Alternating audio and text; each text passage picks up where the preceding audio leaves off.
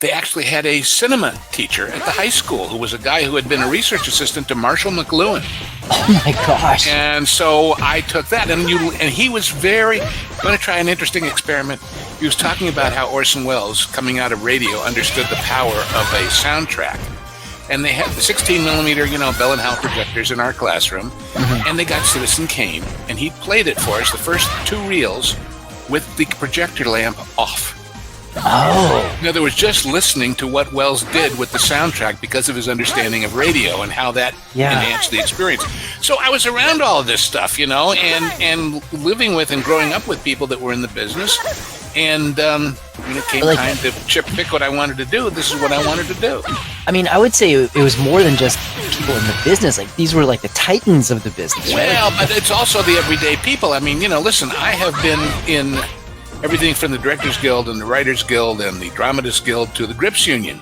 Yeah. So it's just, like I say, the fact that I've kind of crossed those various divisions that, technically exist gives me a little bit of a unique insight of the different sides of things.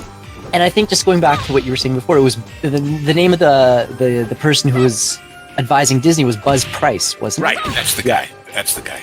Yeah. Wow. So you're there, you're in the business, and now at this point in this time, you've obviously seen how things have kind of changed, particularly in the last 10 years or so. And I predicted it a long time. You predicted it. How so? Some of it. And here's what I mean. Okay. I'm talking now, let's see, this would have been... Can you get me the lottery numbers for next week? No, afraid not. Afraid not.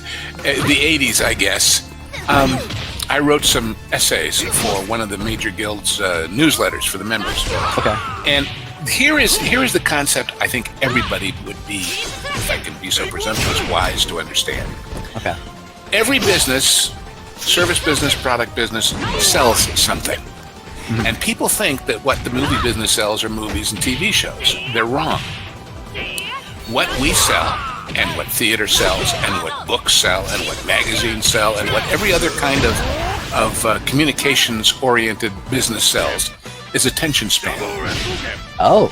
We sell eyes and ears watching and listening to something. Whether we are selling it by charging you a ticket to go sit in a theater, or whether we are doing it by making you watch a commercial to hopefully buy some products and charging them, that's what we sell, is attention span. And when you understand that, you begin to get into the whole zen of the thing, and a lot of people never do. So they take the bits and the pieces and the stuff on the surface, but they don't understand the underlying point, which is something of interest. And earlier on the pre-show for the Pro Show, Pro was talking about what entertainment does for people and how it enhances our lives and why good storytelling is important. And on the one hand, I mentioned then a good story, whether it's a movie or a book or anything, it takes you outside of yourself. It gives you a vacation from your stuff. But it also gives you inspiration, we hope, to have your own adventure. And it doesn't have to be slaying dragons and fighting orcs and all the rest of it. Mm-hmm. But I always grew up thinking, look, people say, how do you remember and know? I'm real curious, and I have a really good memory. So, for example, the story that was told, when I was, I guess it was 16, 17 years old, I went on a student tour of Europe, and we studied at Oxford. And so we were in Oxford for about 8 weeks, and living in a little hotel, and it was summertime, summer vacation, so the university wasn't really on. Everybody else in that group, smart kids, going to school, we were taking classes in Shakespeare and everything else. But in the downtime, they hung around the hotel. I went out looking, and I found museums and places in Oxford that weren't on any tourist map. I found one that was nothing but old astronomical instruments, all those brass telescopes, wow. and it was just fascinating. Why? Because I went to look. Yeah.